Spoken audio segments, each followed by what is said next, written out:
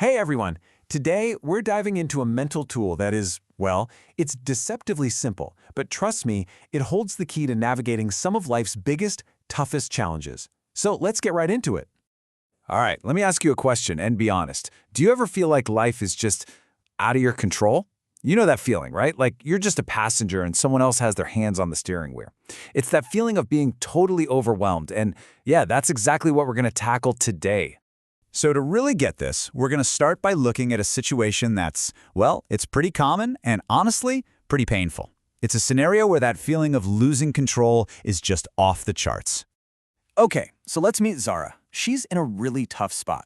Imagine this. Her best friend, someone she's been close to for years and years, just suddenly stops responding. We're talking total radio silence.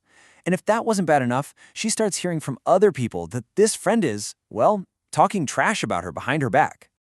So you can imagine what's happening in her head, right? Her mind is just racing. It's stuck in this awful loop, asking these questions that, let's be real, she has no answers to. Why did she do this? What is everyone else thinking about me? How on earth do I fix this? You can just feel the anxiety in those questions, can't you? Her focus is completely on stuff happening outside of herself. And this right here, this brings us to the most important question you can possibly ask when you're in a situation like this. In the middle of all this pain and confusion, what is actually within Zara's power? Where does her real influence begin and end? Well, the answer to that question lies in this really simple but incredibly powerful framework. We're going to call it the two circles. And really, it's a way to bring some much-needed clarity to our often messy, complex world. So first up, we've got the circle of control. Think of this circle as your home base. It contains everything you actually have direct influence over. And when you really boil it down, it's pretty simple. It's your own actions, your responses, and your choices. That's it. That's your kingdom. That's where you rule. Okay, so let's plug this right back into Zara's situation. Over on one side, you have what we call the circle of concern. This is where she's been living, right? Obsessing over her friend's loyalty, what other people are thinking, her friend's actions, all things she has literally zero control over. But then, look over at her circle of control. This is where her power is hiding. It's in how she responds to all this. It's in choosing to keep her dignity. It's in deciding what her own boundaries are. That's where the real power is. Okay, so this sounds good in theory, right? But does it actually work when things get really tough? Let's put this framework to the test. We're going to throw it at two more intense situations and see how well it holds up under pressure. All right, now I want you to meet Saad. He's just 17 years old. He's got his whole life stretched out in front of him. But then he gets hit with a devastating diagnosis, a life-threatening illness. And just like that, everything, his plans, his dreams, his future, it's all thrown into question. It feels completely uncertain. And of course, his mind is just flooded with these huge, terrifying questions. Why me? How can life be so unfair? What if I don't get enough time? And who could blame him? His thoughts are spiraling out there, deep in that circle of concern, where everything feels chaotic and totally out of his hands.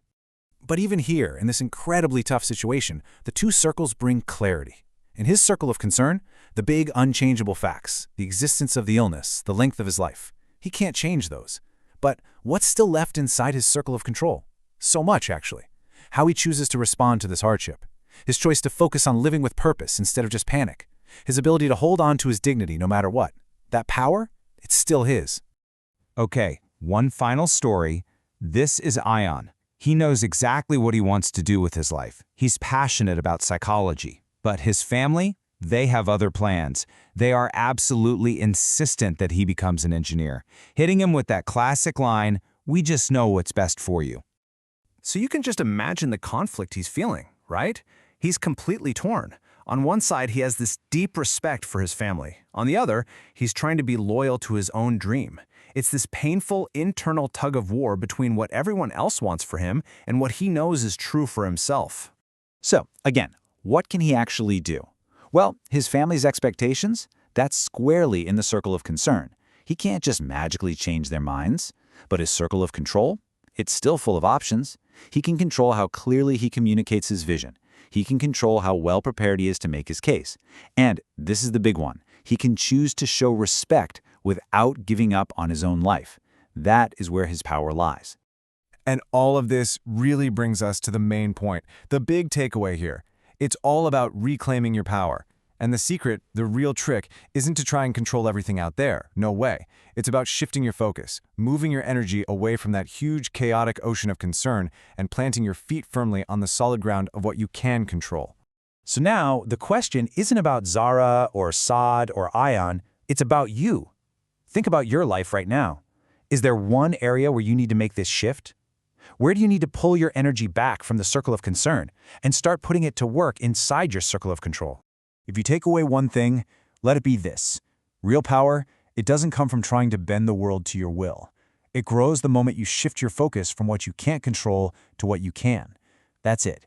That's where you'll find your freedom, your dignity, and you know what? Your peace.